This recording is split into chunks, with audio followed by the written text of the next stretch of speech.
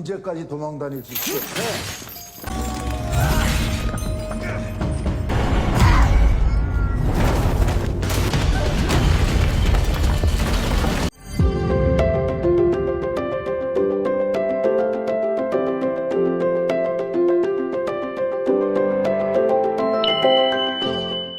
Mihyun dengar rombongan orang Korea Utara bilang kalau semua masalah yang terjadi itu gara-gara Kim Do-sik. Karena itu Mihyun langsung bergegas. Mihyun ngeliat Pak Choi dan juga Kiso yang lagi ditodong sama senjata. Mihyun langsung nembak orang itu.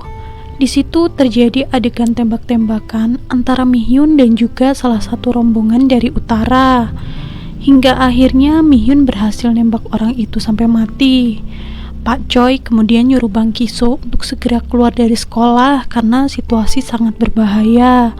Tapi Kiso gak mau dengerin dan malah masuk ke dalam sebuah ruangan. Dalam ruangan itu Kiso ketemu sama Han Byul. Niatnya Han Byul mau ngambil memori kameranya dia, tapi dia malah nyaksikan kejadian itu dan nangis ketakutan.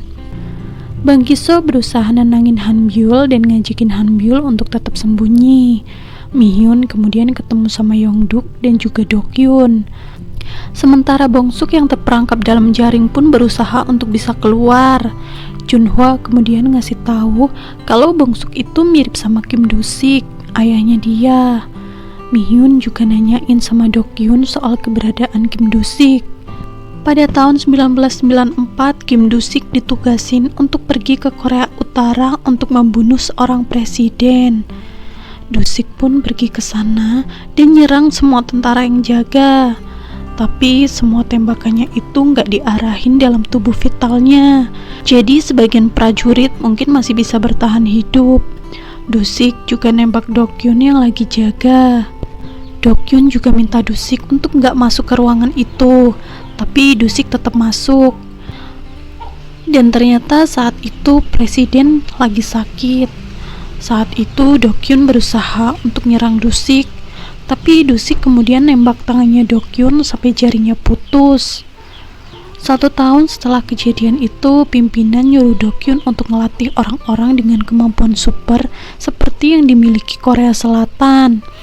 Sebenarnya Dokyun gak setuju, tapi apalah daya, karena itu adalah tugas dari pimpinannya. Dalam latihan, orang-orang yang akan jadi pasukan elit harus terjun ke jurang, dan siapapun dari mereka yang selamat, dia akan diangkat jadi pasukan elit. Sebenarnya mereka semua ketakutan, tapi Dokyun kemudian nyuruh tentara lain untuk nembakin mereka. Mereka kemudian terpaksa untuk terjun ke jurang itu. Saat itu Junhwa selamat. Sebenarnya Junhwa cuma daftar sebagai pengawal aja. Dia nggak niat untuk jadi pasukan elit. Tapi Dokyun maksa. Dan kalau sampai Junhwa kabur, maka dia akan dianggap sebagai pengkhianat dan dibunuh. Karena itu terpaksa Junhwa bergabung dalam pasukan elit. Lanjut di tahun 2003, Do-sik dikepung di rumahnya. Do-sik kemudian bilang sama Mihyun untuk segera pergi dan nyembunyiin kemampuan Bongsuk. Saat itu Mihyun berhasil lolos, sementara Do-sik dibawa nemuin Direktur Min.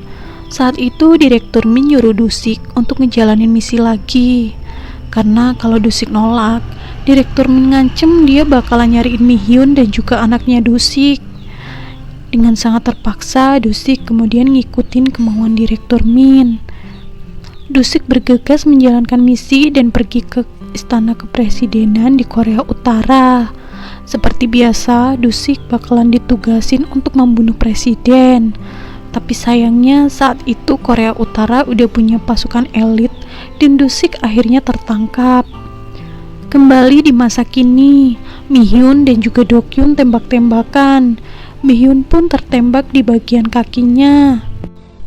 Yongduk pun tertembak oleh pelurunya Mihyun. Sementara Bongsuk yang masih terperangkap di jaring dikasih tahu sama Junhwa kalau Junhwa nangkep ayahnya Bongsuk.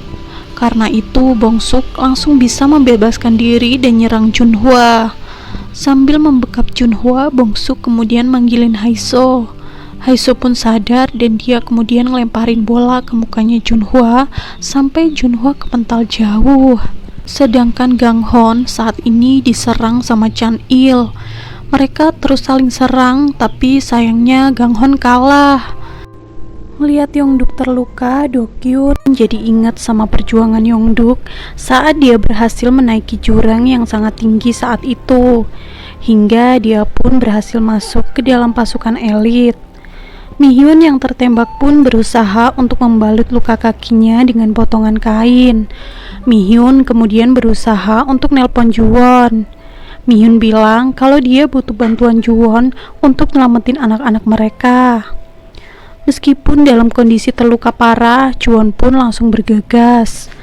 Dokyun melihat dua pasukannya mati. Dokyun kemudian nelpon seseorang. Dia nyuruh orang itu masuk dengan menggunakan kacamata hitam. Orang yang dimaksud Dokyun pun langsung keluar dari bagasi mobil dan masuk ke dalam sekolahan Chungwon.